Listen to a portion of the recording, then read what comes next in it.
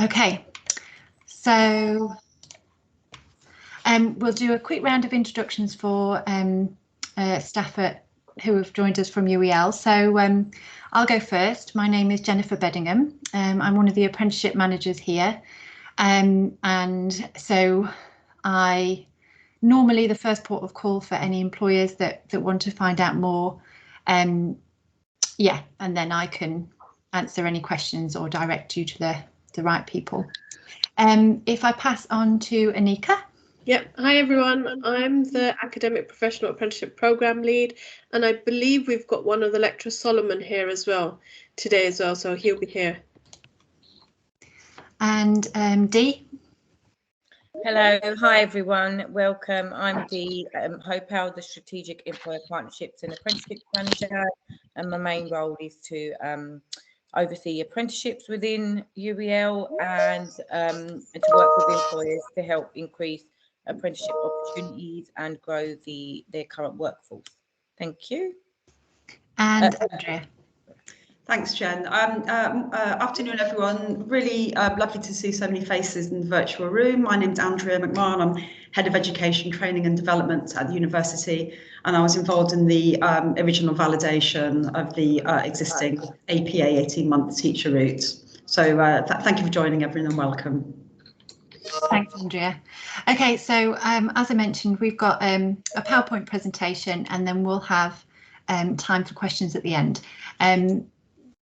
Yeah, but if there's anything burning that you have throughout the presentation, just pop up your hand, and you know, answering questions throughout is absolutely fine. It's quite informal. We don't want it to be formal. So moving on. So the first couple of slides are just about apprenticeships, really. So I don't know who of you are new to apprenticeships, but I just wanted to sort of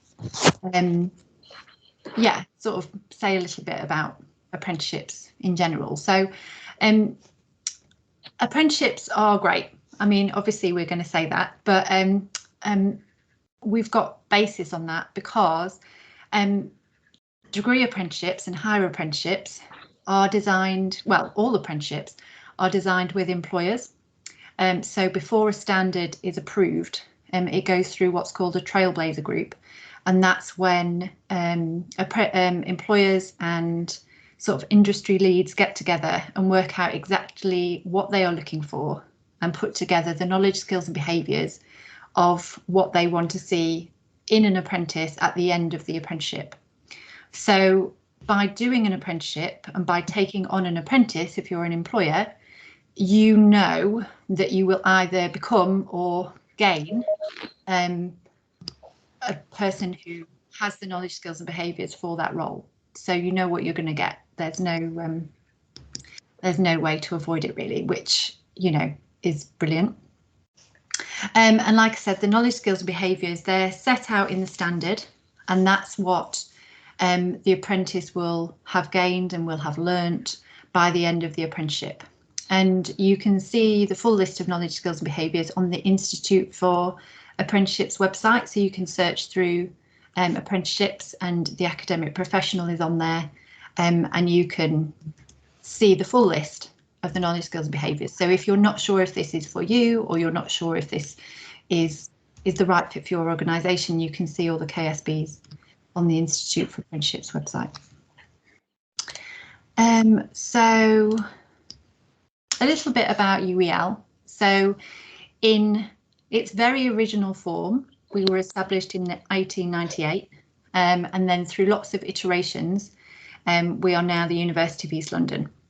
And we are a 3-campus university. So we're based at Docklands, which is very close to City Airport, across the water from City Airport. And then we've got 2 campuses at Stratford. So we've got the USS, which is University Square Stratford, and the main Stratford campus. And the main Stratford campus is likely to be where the APA is delivered. And that Stratford campus is about 10 to 15 minutes walk from Stratford Station.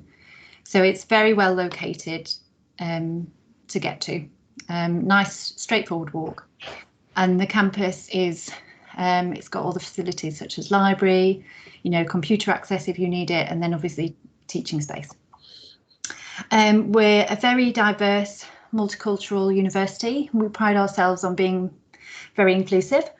And that means that, I've got here that we've got students from over 120 different countries, but we've also got students from a range of ages. So from school leavers all the way up to mature students who are sort of, retraining in their 40s, 50s, you name it. So from that point of view, we're very diverse and very inclusive.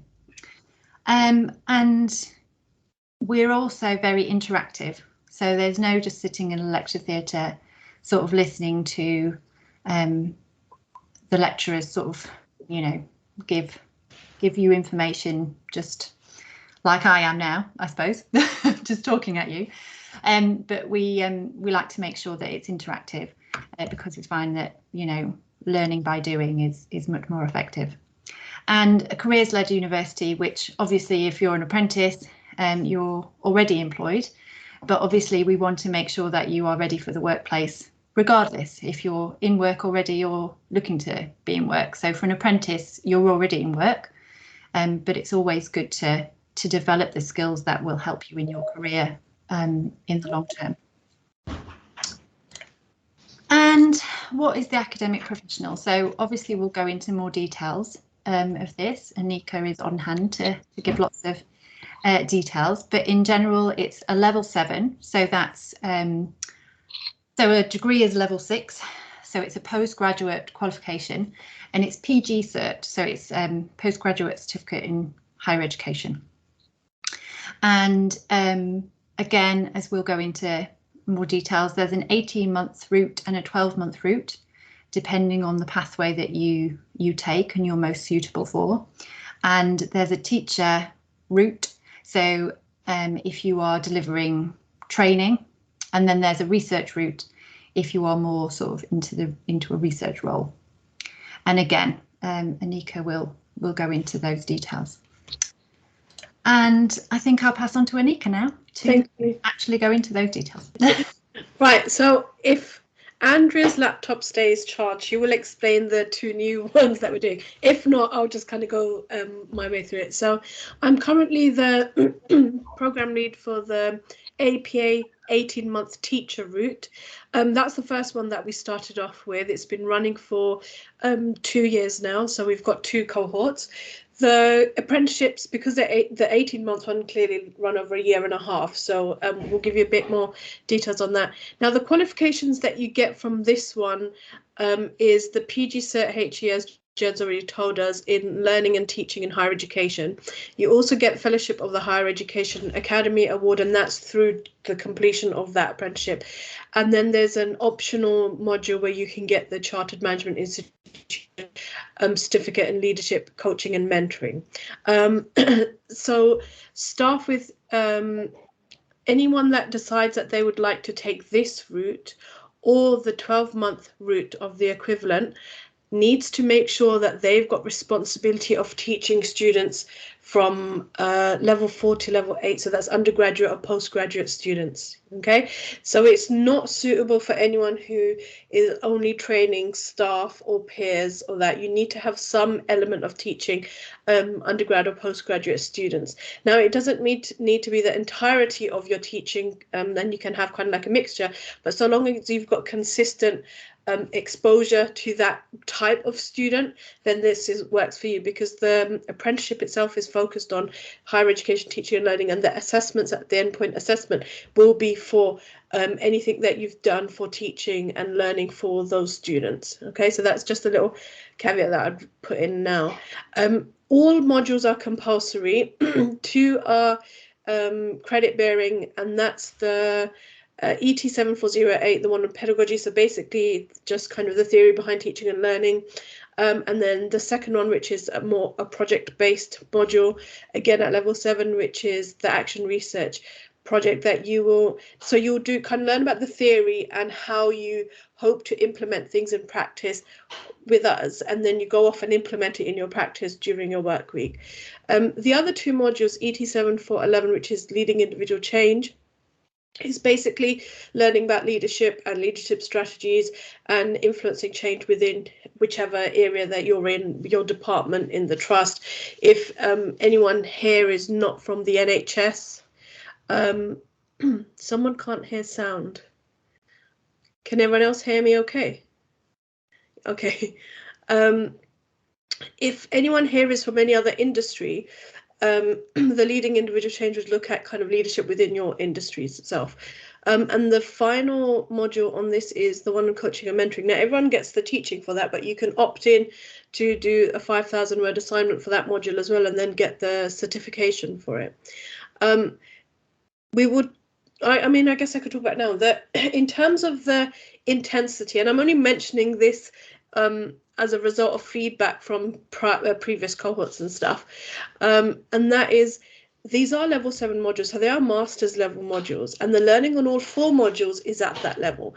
There is a lot of engagement with reading, literature, kind of critical thinking, critical reflections, looking at not just the application of the learning here within your workplace, but also mapping that directly back to the knowledge, skills and behaviours. So it is quite intensive, and I'll talk a bit more about that after Andrea. Do you still have battery? After Andrea does her slides. Andrea? Okay, yeah, oh, fantastic. Thanks, Anika. So I think where we are, as Anika has just said, we've been running the 18-month teacher route for 2 years now, and now we're in a position actually to build on the successes of that 18-month program. And so we sort of detected that actually we wanted to build on the existing course structure and course offer by developing a truncated 12-month teacher route, which gives a different way of studying, a different length of time. So it's obviously from 18 months to 12 months. People who are actually on that course, they still get the academic level 7 qualification, the PG CertHE learning and teaching, and they also get the professional recognition of Fellow of the Higher Education Academy, FHEA. So they complete the 2 core modules in exactly the same way as they would do for the 18-month route. The only difference is you can see there are 4 modules to complete rather than, 2 modules to complete rather than the 4 modules. So with this 12-month route, they don't get the option to get the CMI accreditation. So I can see someone's Teams screen in front of me, actually. I don't know whether other people can, but just to say, so what we're doing, we're offering the 18-month teacher route and the 12-month teacher route, and we'll find that different routes will suit different people. Jen, can you move on to the next slide? Brilliant, thank you. So this is another new route for us, and it's the APA Level 7 18-month researcher route. So whereas the teacher route focuses on, as Anika said, pedagogy, action research, engaging in teaching and learning and assessment pedagogy, with this route, participants will still complete the 2 core modules in the same way to do for the teacher route. But we also will have what we're calling a non-credit bearing module. The sole purpose and content of that module is all around research practices, research methodology, and on being a researcher. There's elements of that module which looks at funding bids and proposals and developing research skills within the sphere of the participants' area of interest. So so that route will run over 18 months, and as I say, it's an additional course that we will be offering from September. So in summary, we'll have 2 teacher routes, 18 months, 12 months, and 1 researcher route, which will be 18 months. Like all of the apprenticeship routes, there will be EPA support factored into all of the programmes. I think it might be back to you now, Anika. Yep, it's back to me. Thanks, Jen. Thanks, Andrea. So we're kind of going to talk about expectations now, and this is just to let everyone know whether you're an apprentice, prospective apprentice or employer, or even a possible mentor for new apprentices for the new cohort. I just wanted to highlight a few things that haven't been highlighted maybe in enough detail for previous cohorts. And just so if you've got any questions regarding this, please do pop them in the chat as well. So for UEL, especially if the cohort is strictly NHS trust, which is what we've done for the last 2 years, learning will be 1 day a week. And this has already been discussed with the NHS providers, because block learning doesn't work with your rotas and things like that. So it would be 1 day a week like it currently is. So currently I have one cohort whose learning is on Mondays. From next year onwards, we're not going to do Mondays again, because I know that messes up people's timetables with bank holidays and stuff. So it'll be any other day of the week, but it'll be 1 day a week, full engagement. Now, there is a minimum off-the-job learning which has to happen as 20% of your work hours.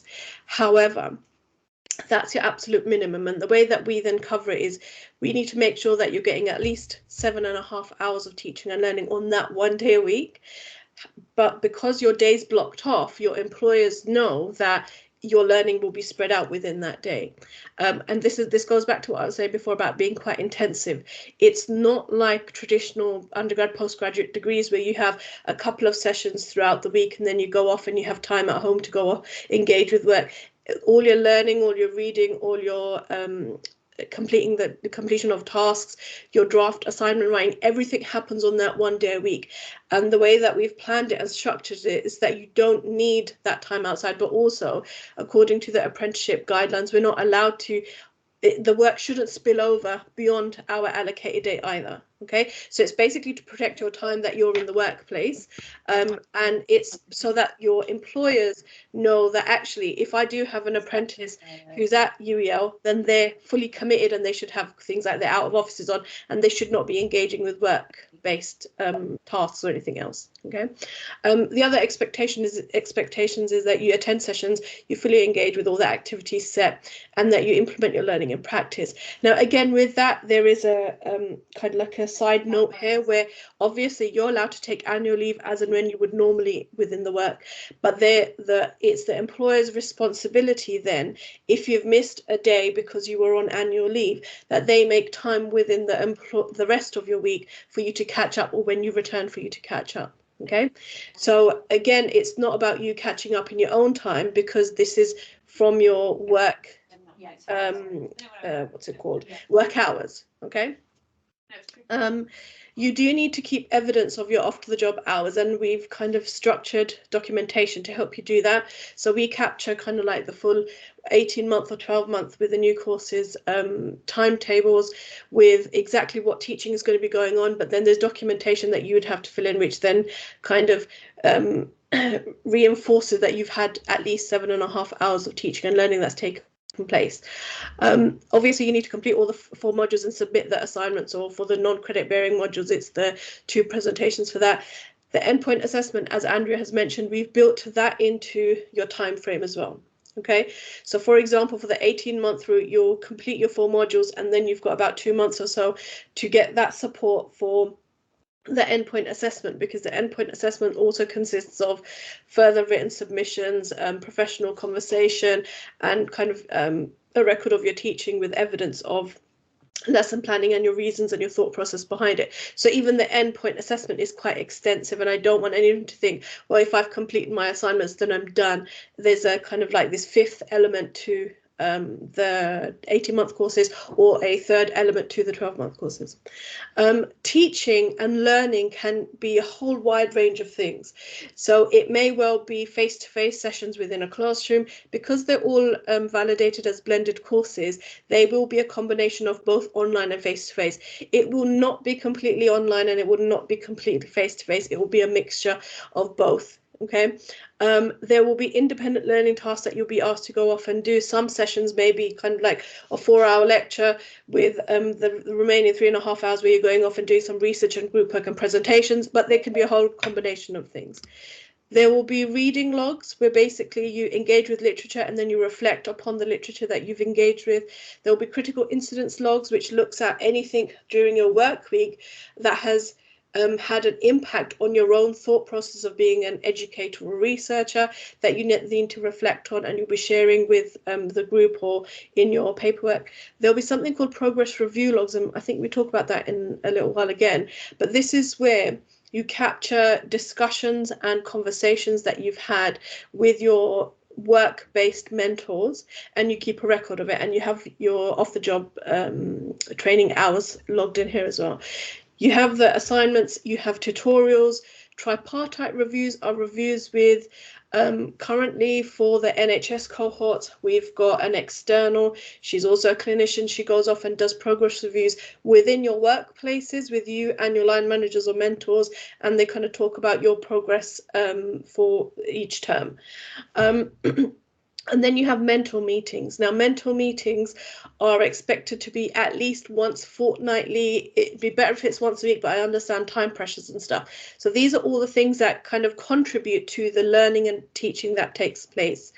Inevitably, there'll be more kind of things around this as well. But just to let you know that there's a whole variety of things. It's not just you sitting in a classroom for 7.5 hours, but the intensity of it sometimes does feel like that because it is all kind of put into one day. And that's something that I want you to take away from this, that it's not about an hour and then go off and do it. It is 7.5 hours that you have to be accountable for, but we also have to be accountable for as well. Jen, next slide. You've gone backwards.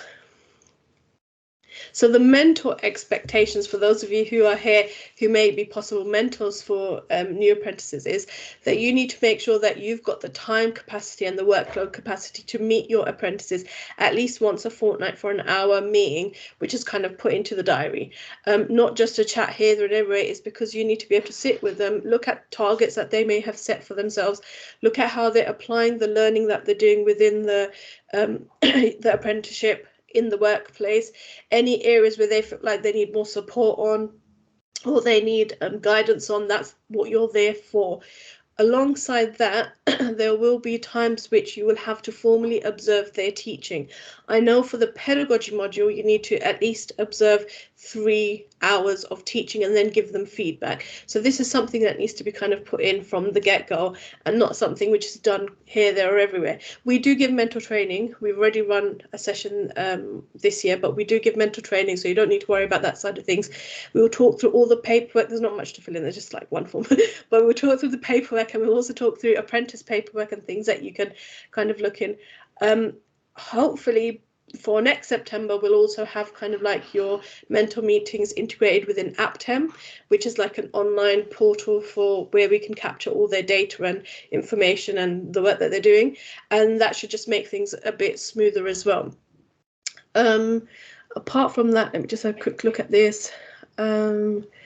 Oh, the other thing is, as part of the apprenticeships, like Andrea and I mentioned that you've got action research projects for the coaching and mentoring module. There's a project there as well. The other thing that you'll be doing in these meetings is actually looking at their proposals for the projects that they want to do. So we'll be looking at it from the university perspective, but you would need to kind of agree or say, well, you know what, this might not necessarily work as a project in our department or within this area, or give them advice and guidance. And if you think it's fine, go ahead with that project, then that's perfectly fine as well. Someone asked a question, who can be a mentor? For most of the mentors, it's line managers who are doing mentors, but you can allocate anyone to be a mentor. If you want someone in the education team to be a mentor, that's perfectly fine as well. So long as there's someone who can speak to the apprentice, who has experience of teaching and learning, and maybe has done some peer observations or something where they can kind of have that critical conversation with the apprentices, that's fine. A lot of the mentor meetings should be led from the apprentice, kind of giving you feedback rather than you saying, right, I think this is what you should do. It should come from them. So how do you think things are going? And they reflect on that. What could I do to support you? Is there anything that we can put in place? So it's a supportive role.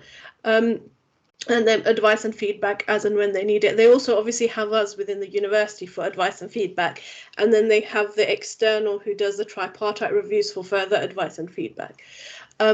If there are any concerns or anything that's not quite working out, it would be your responsibility to just make sure that, okay, you can feed that back to me. most apprentices are also great at feeding back, as or line managers and mentors are as well, but that we would be your kind of point of contact as well.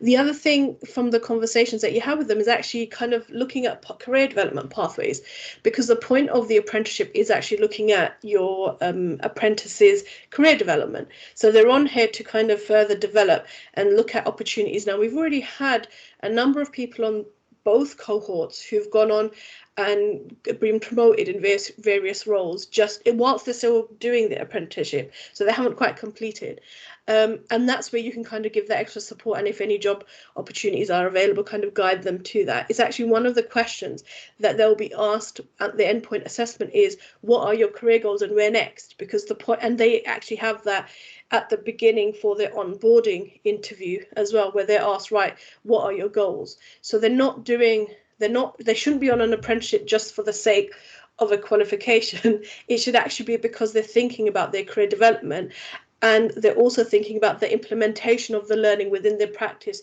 for that continued professional development as well. Jen, next slide. I think I've got one more expectations on. The employer expectations. So if anyone's here who's an employer thinking about, okay, maybe there could be possible apprentices and maybe there could be possible mentors to match them up, the three key things that I'd like you to think about is, firstly, is the apprenticeship suitable for the employee? So look at what their current responsibilities are. Look at whether or not they have exposure to teaching and learning, undergrads, postgraduate students, but also their workload and whether or not they've got leadership responsibilities.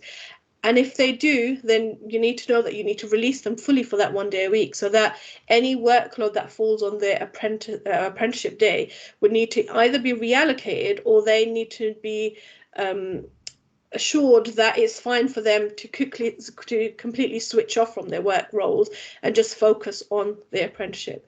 The other thing, which is an employer responsibility, is absences because of holiday sickness or because of operational pressures. Now, as we know, for the last few years, because of COVID, there have been those kind of operational pressures and stuff where people have been called back into clinical roles, and that's perfectly fine. However, if because of that they've missed a session, then that time would need to be made up during normal working hours and not in the apprentice's time outside of work. So that's, again, it's an employer expectation. And the other thing is, the arrangement of a mentor who has the capacity to make sure that they can have those frequent mentor meetings and give the guidance and support. And if that changes through the course of 18 months, that's perfectly fine. There's no issues with that, just so long as you know that they've got that support there within the workplace.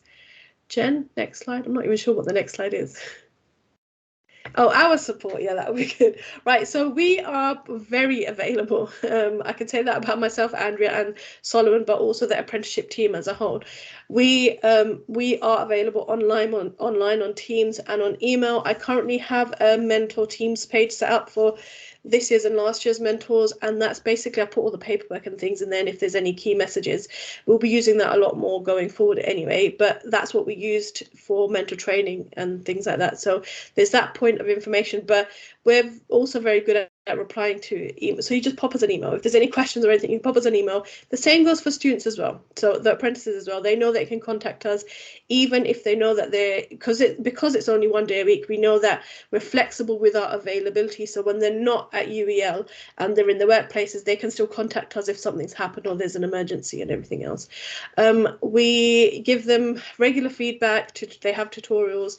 They get a lot of one-on-one time throughout the apprenticeship, especially during the endpoint assessment as well. The endpoint assessment couple of months becomes very much kind of personalized learning because it is specific to each apprentice. Like I said before, we do provide mentor training.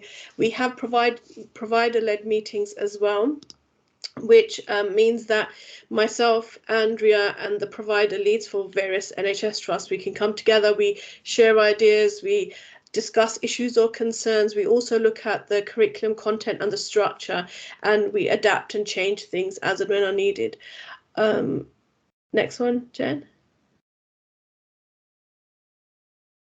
That's not me, that's me done. Yeah, and so that's back to me now. Thanks, Anika. You're welcome. And before we move on, I just wanted to check if there are any questions, because I know that Anika covered quite a lot there. So before we I go on to other bits, are there any particular questions? We'll have time for questions at the end, but just in case there's any right now. No? Okay, so we'll crack on and then Q&A at the end. So this is sort of going back to general apprenticeship rules now.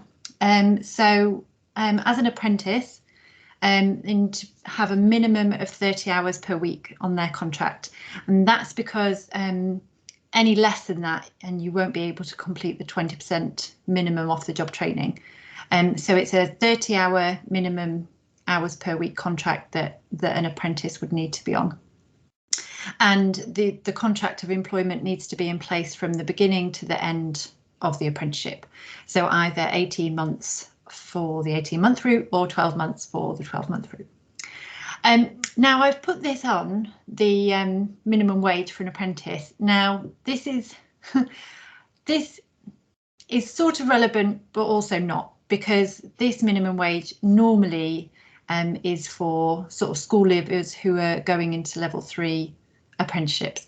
But it is sort of, it just reminds everybody that you're earning a wage really while you're studying. So it's a really good route. So although wages will differ by employer, because each employer can set their own, the minimum wage is low, but normally for a level 7 you'd be on, you know, a much better salary than what's on there now. But it's a great route because you're earning while you're learning, which is the key phrase. But it is a commitment, and I think I'll come to that next actually. Oh no, I won't, but it's a commitment. So you're, although it's great because you're earning while you're learning, you're also working while you're learning. So you know, it is a commitment. Now Anika touched on the assessment process. So the endpoint assessment is sort of the final part of the apprenticeship. However, you're assessed throughout the apprenticeship, and that's really to make sure that you're on progress and that you're on track to reach the end of the apprenticeship and be able to demonstrate the knowledge, skills and behaviours of the apprenticeship standard. So there's the 20% off the job training log, which Anika mentioned, and that's your responsibility to complete an evidence so that we have a record of that, and that's normally done by uploading your documents to Aptem. The tripartite reviews.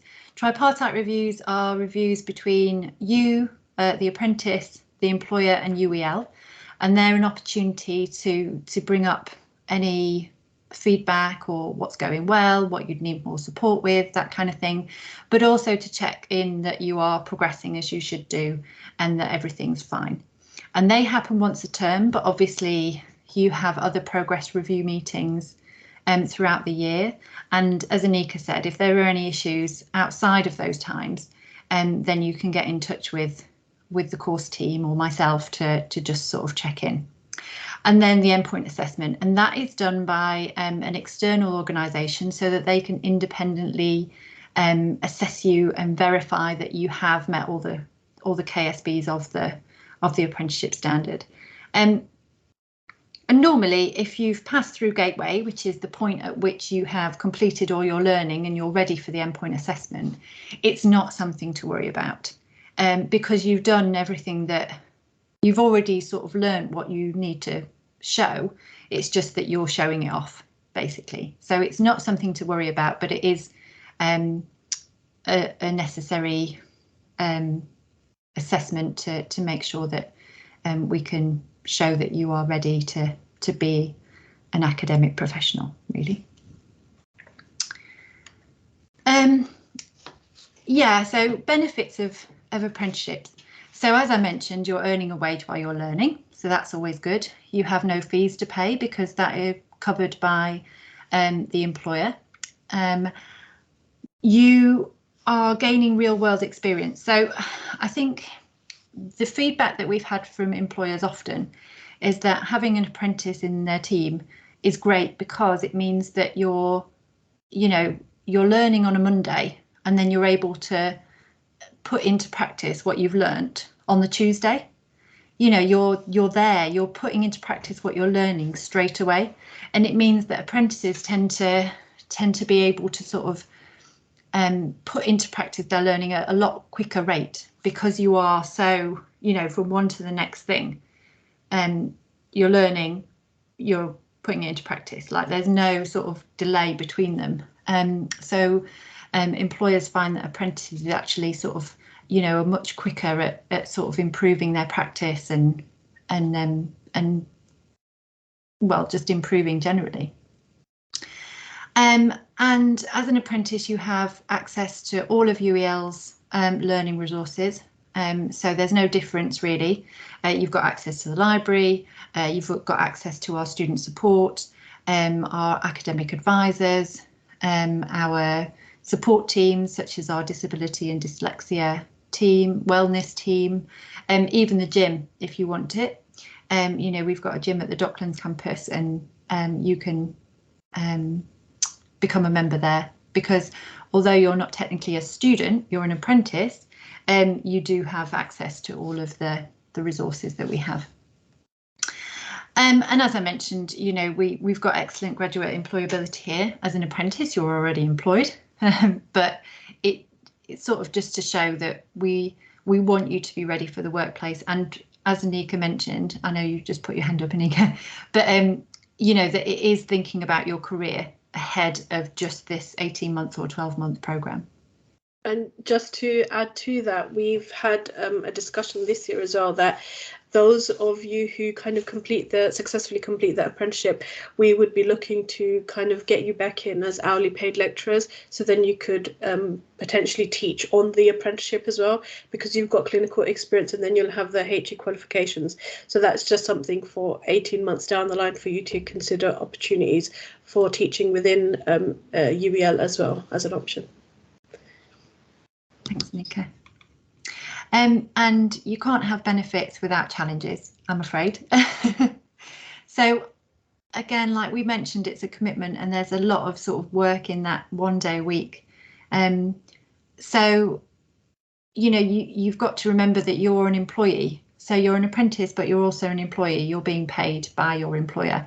And so you've got to remember, you know, it's not like a sort of student who wakes up in the morning and thinks, you know what, it's raining outside, I don't want to go, because actually you're being paid to go. So you've got to sort of remember that, and sort of always be mindful that you're an employee first, as well as an apprentice. The work-life balance and family commitments, obviously you're working full-time.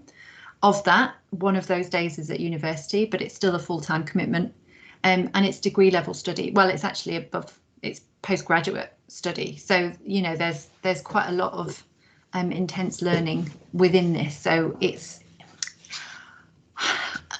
not an easy route. So although you're not paying fees, which is great, it's not an easy route. There's a lot to sort of consider when you're signing up to be an apprentice, and obviously it's 12 to 18 months depending on the route. So you need to be committed for that time period.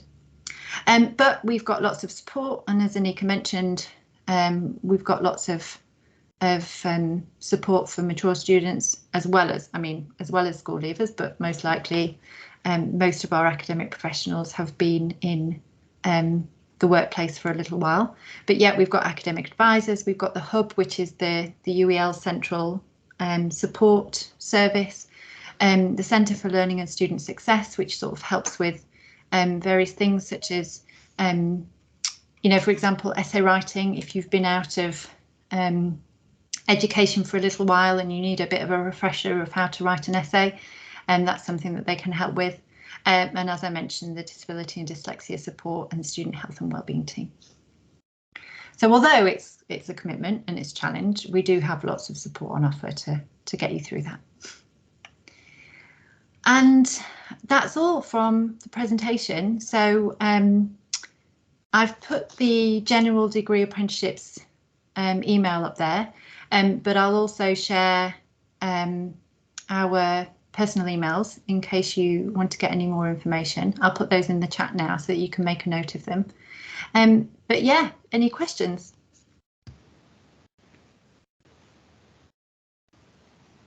Hi Jennifer, sorry, I'm not sure if you mentioned it earlier. I'm just wondering whether there is a minimum teaching hours that's required from the student. No, there's no minimum number of hours so long as it's consistent. So if you're saying, oh, it's just one session in the whole year, that wouldn't work. But if you said, well, I only teach for an hour, but it's every 2 weeks, that would be fine, because across the 18 months or the 12-month period, we could still, that's enough for you to still be able to kind of fulfill the requirements of the apprenticeship and of the assignments and modules that you're studying.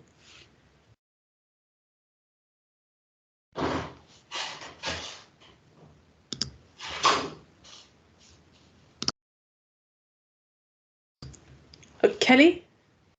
Hi. Hiya.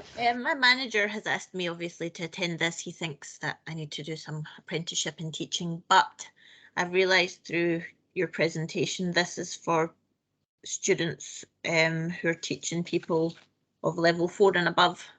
Yeah. So my apprentices are doing level 3s, so this course isn't suitable for me. Is there like an equivalent that's a step down, if you know what I mean? So yours are within the 14 to 19 provision then? Sorry, 16 to 19 provision in colleges? Or are they still university students at level 3? No, so I work in pharmacy manufacturing, so they're doing a science and manufacturing level 3 apprenticeship at West Suffolk College, I think it is. So it's at college. And yeah, so it would have to be undergraduate or postgraduate teaching in any elements. So level 3 would be under the kind of benchmark. What I would suggest is actually the PG CertHE across any university is for higher education teaching and learning, which is university-based teaching and learning. So I'm not sure unless you went to do a normal teacher training qualification.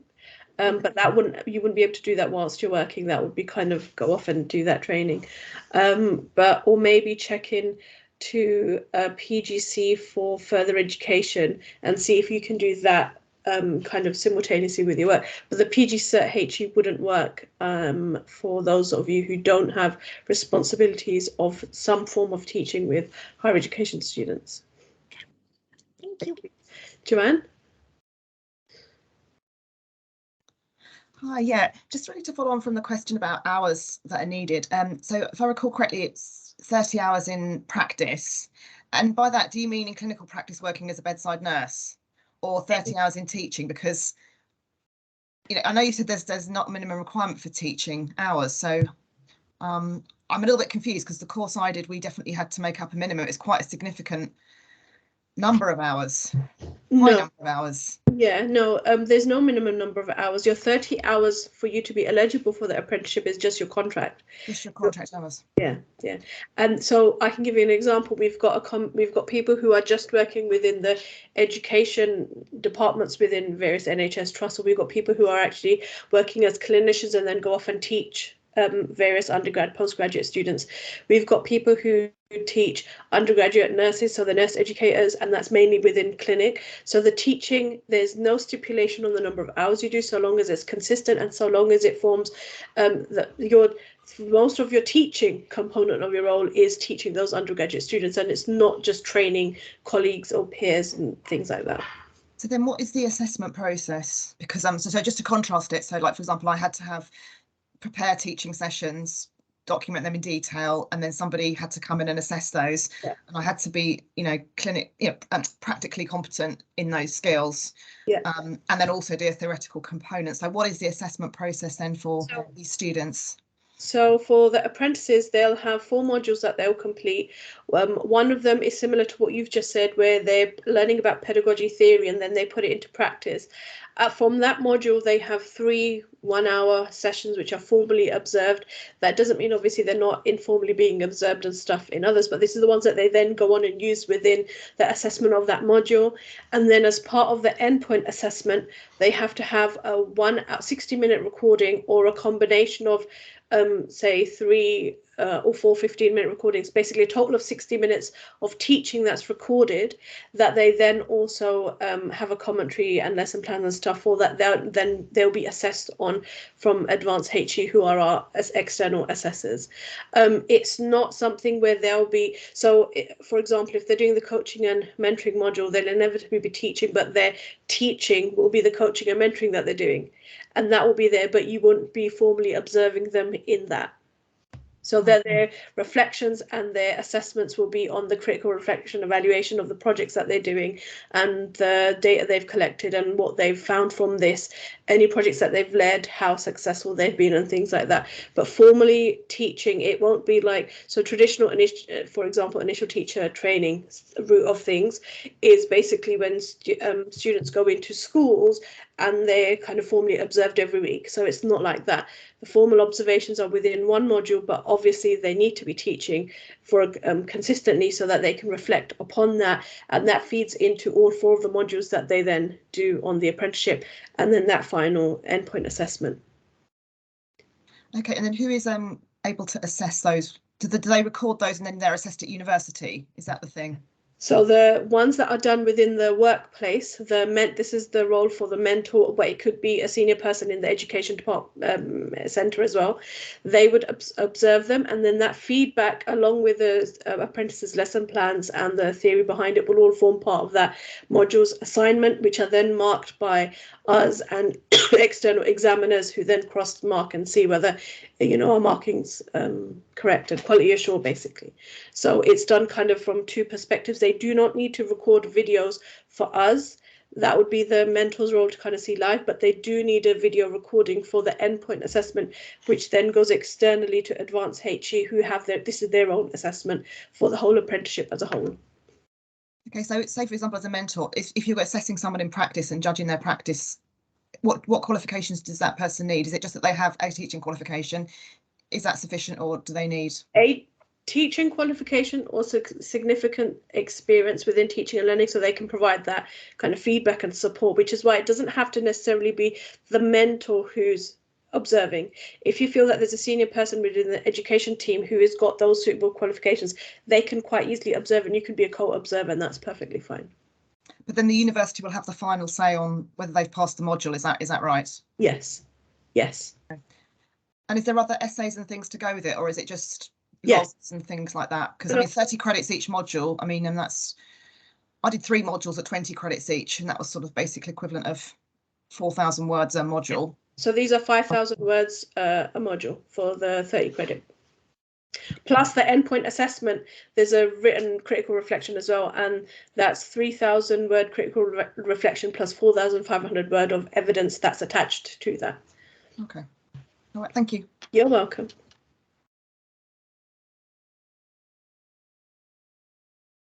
Any other questions? Just thinking of another one actually. Are they going to be assessing? Because I remember that was another thing. We had an assessment of our teaching ability and we had an assessment of our assessing ability. So they'll learn about, but so there's not a module itself about assessment. However, through the action research projects, they end up assessing their assessment strategies anyway, because a lot of them, one of the key things from the action research projects and even from the coaching and mentoring is, how do you know your students are progressing? So they have to kind of deep dive into assessment for learning strategies and assessment of learning strategies. And from the current cohort who have basically come to the endpoint assessment, they can now talk in a lot of detail about how they assess their students and why it's important and how it impacts their learning and their progression. So they end up with a lot of depth of knowledge, but they don't necessarily need to do, there's not like an assessment on what is your understanding of assessment. It just kind of feeds through all the modules naturally anyway. Okay. Thank you. You're welcome. I think from my perspective, I'm just sort of thinking about whether I would sort of have enough teaching hours, because from my role, I mostly facilitate. I do teaching, but say maybe once a month or so. So I'm just kind of thinking about, whether that will be how enough. Much. So you're once a month teaching. If you could kind of quantify it, would it be for like a 1 hour session, or is it like a whole day of teaching? So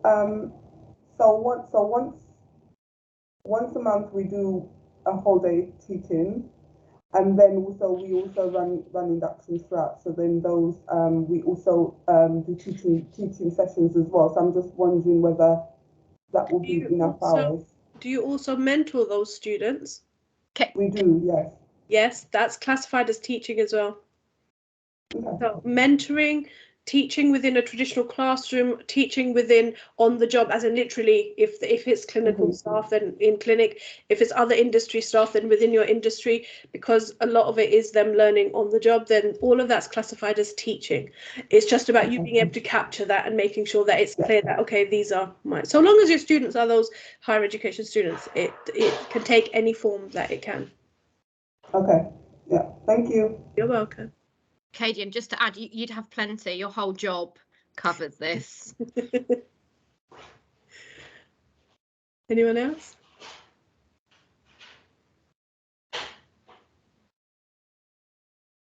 Any worries from anyone, or anything you might think, oh, I don't know if this is right, and why you've got any doubt? It's be good to use this platform to clear that up. We will have, just to let you know, that we are thinking of maybe having another session like this. It would be for other people who are interested, but before the start of the apprenticeship in September, I'll be hosting another Teams kind of day for those people who sign up, so that we get to kind of just talk as a cohort and talk through any kind of niggles and stuff. But that would be after you've signed up and said, yep, I want to start. And it's basically to help support you into the apprenticeship. It wouldn't be your official start date. It'd just be something that I do in my own time and kind of find a mutually convenient time. And it'd be like an informal chat where we can sit down and maybe look at the course structure in a bit more detail. Maybe, is anyone interested? I can show you this year's course structure if you want to know the reality of what it looks like. Yeah, okay. Give me 1 second, Jen. I'm just going to share my screen. Let me open up this document. Yeah, of course. While Anika's doing that, I just wanted to say that I've put mine and Anika's email address in the chat. For everybody who registered via the sort of registration link, then we've already got your contact details. For anyone who came in directly through the Teams link and hasn't registered, we won't have your details. So you can either email us or just pop them in the chat. But if you registered, then we've got your details and we can get in touch with you. Okay, I'm just going to share my screen now, and I'll quickly talk over the document. Where are we? Okay, there we go. So this is the current cohorts plan for the year. I'm also going to put you guys up so I can actually see what you're saying. So, yes, Vicky, thanks for that. We were going to have someone on there, but like I said, because the nature of the apprenticeships is that they're only at UEL 1 day a week. Everyone's in work right now. So our current apprentices are only in on Mondays and Tuesdays. So that's the reason why we don't have someone here who could share their experiences. But I am going to try and get some of them into the next session. So let's have a quick look at this. Is it big enough for people to have a quick read? You don't need to really read all the sessions, but so this is basically an outline of the 18-month. The 12-month will be a bit less than this because it won't include this module here, the leading individual change or the professional development and coaching. The 18-month researcher will be of a similar format, but I think the third module will be kind of split across times. But let's just take this as this is a benchmark for an 18-month apprenticeship. Sessions run from the induction would have been the week before this, so from the 20th of September, it was this year, and they'd be running until 2023, 20th of March, and it covers the modules. Now, traditionally at university, you have 12-week terms, but again, because this is not a traditional university degree, it's an apprenticeship, we work throughout the year like you would with your normal employees. So this cohort's days was Monday. They basically started on the 20th of September, and their first module ended on session 17 there. Now, if you can see here, I've kind of pin marked some holidays. It's because out of the 52-week year, they get allocated 6 holidays from the apprenticeship, 6 days, which we try and coincide with kind of public holidays and stuff so that they don't have to because otherwise there's issues with pay and lots of stuff. So basically, in discussion with the providers, we sat down and said, let's map out holidays so we don't end up causing issues with pay and all sorts of stuff. But you guys will know that better than I will. And on top of this, they can obviously take annual leave as and when they do it. So some people have decided, right, if I'm taking an annual leave, say on the 13th of December, then I'll use this to kind of catch up on what I've taken for that annual leave, so that they still get the holiday, they just rearranged it. But that's something that we can go through with the apprentices and mentors closer today. So each module is roughly with a 17-week kind of time frame in mind. As you can see, if you look at this one here, you can see that there's a section here. Actually, let's increase this a little bit. So this is the action research module. So the starting bit will be looking at the theory of action research, then looking at the writing of proposals and presenting the proposals and their ideas.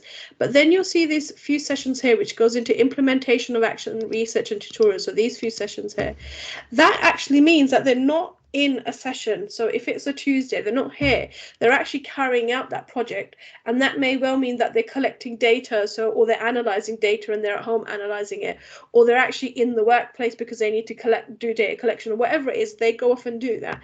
And the way that we check in is we either do check-in calls or tutorials, and we kind of put that on a rotation and say, how far have you got, what are you doing, what you're not doing. The other thing that we've built in there is, if you kind of look at this bit here, is assignment writing and feedback and tutorials there as well. So like I said before, they're not expected to do any of their learning or their writing of assignments or their reading outside of the day a week they're at UEL. So we've built in everything so that it's kind of contained and the time's protected and it's well used. It does also mean that some apprentices do feel quite overwhelmed, especially if they're also not quite switching off from their work mode. So that's something that we kind of do, we feel we need to come down hard on a little bit, is saying, like, if you switch off from your work stuff, you can fully engage in this and you'll get things done much more smoothly there as well. You can see that there's a range of reflections, there's a range of presentations, there's assignments, tutorials, progress reviews. Let's see, again, for the coaching and mentoring here as well, you've got a proposal for coaching and mentoring, and then they go off and they start doing the implementation and presentations on what they found. And what we found actually in the last, so last year's cohorts have done the coaching and mentoring one, was they actually put in, and actually this year's module for the leading individual change, where they were told that they just need to kind of propose an idea and present that. A lot of them actually went off and carried out these leadership projects, and then they came back in those presentations and said, this was a leadership strategy that I put into place and this was the outcome of it. And we're as a result of that, we're thinking that maybe we'll have like a summer presentation celebration event where they can present, it's like a poster presentation where they present the research that they've done and the outcomes of it, because some of those research projects have had an impact within their departments or kind of within various parts of the NHS trusts that they're working in. So lots of good outputs coming from there. If we look at this final grade out bit here, this was the endpoint assessment prep. So they get preparation in the written and teaching assessment, which is like a critical reflection of up to 10 pieces of evidence, which is mapped against the knowledge, skills, values and behaviours, and they have to kind of talk about those and how they've impacted their development as a professional.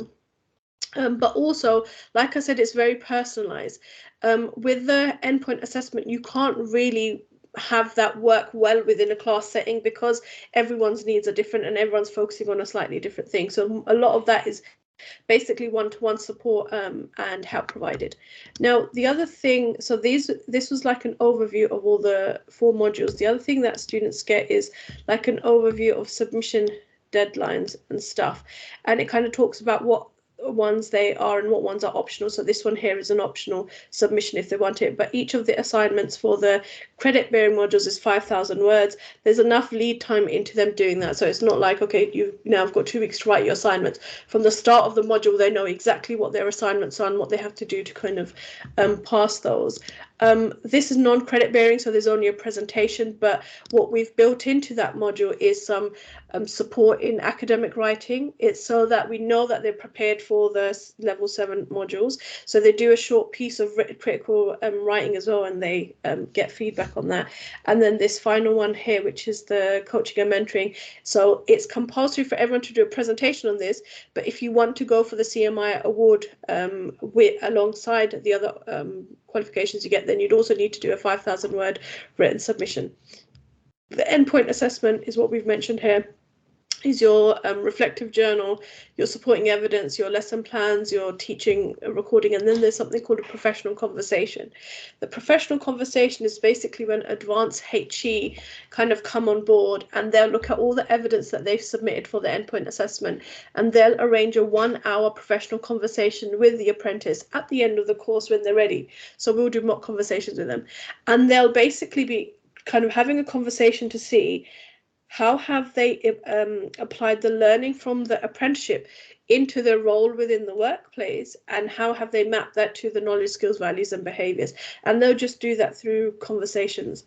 There's a lot of documentation from advanced HE on the knowledge, skills and behaviours, and how each one of their assessment components will assess a number of those. So they're not expected to be assessed on all of the knowledge, skills and behaviours through each assessment point. It's just some of them through each one.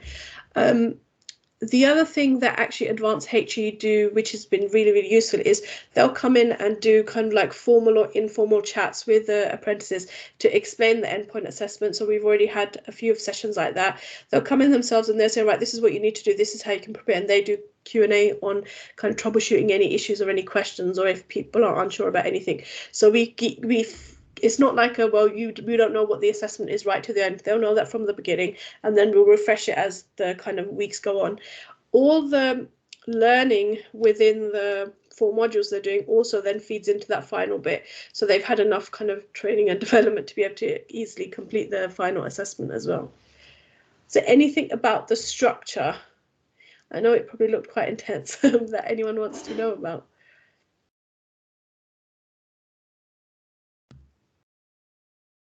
No? Any other questions or queries? No. If you do have any, pop me an email. I'm sure I'll be able to answer whatever you want. And if we do have a follow-up session, Jen, I know we talked about having one possibly in the summer time. Maybe we'll try and see if it's on a day when one of the apprentices can kind of come and join in a conversation as well, because that would be really, really good. Vicky said, did you miss the entry criteria? The entry criteria was the 30 hours of contract. What else was it, Jen? So do they have to have level 6 apprentices before they join the level 7? No, they don't actually. But even though they don't need to have a level 6 qualification, so they don't need a degree qualification, I have to say we don't have that many who don't have an undergraduate degree, but the couple who don't have found this jump a bit big. So I would say, if you do know that if you are a line manager or a potential mentor here or employer, I would say make sure you've had a detailed discussion with the potential apprentice and make sure that they're ready for that jump, because a couple of them have been like, you know, that's too big a jump. We've supported them through it and they're still on the course and everything seems to be going smoothly, but that's not. So recommendation would be at least have some engagement with postgraduate learning or an undergraduate degree, but it's not a requirement. It's not an official requirement of the apprenticeship. But also just to mention that because it's an apprenticeship, we do need level 2 English and maths. Yeah. So level 2 is the equivalent of GCSE grade C or grade 4 and above. We accept functional skills and key skills at level 2. But yeah, that's an apprenticeship requirement. So regardless of what the apprenticeship that you're doing, it's a government requirement that you need to have level 2 English and maths. So just to bear that in mind as well.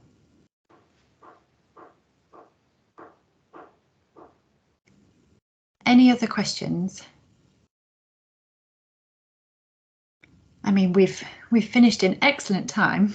This session is 12 to 2, so everybody can have a bit of a lunch break now, I think.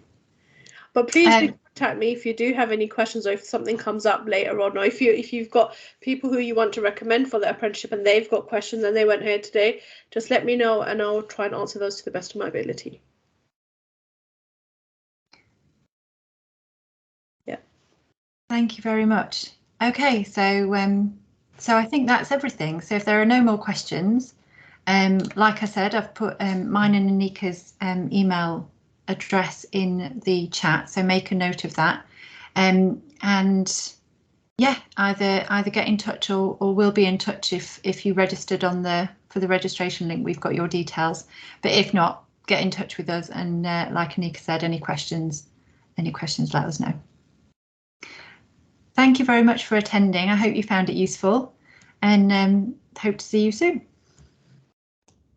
Thank you. Thank you, everyone. Thank you. Yeah, Bye. thank you. Thank you. Bye.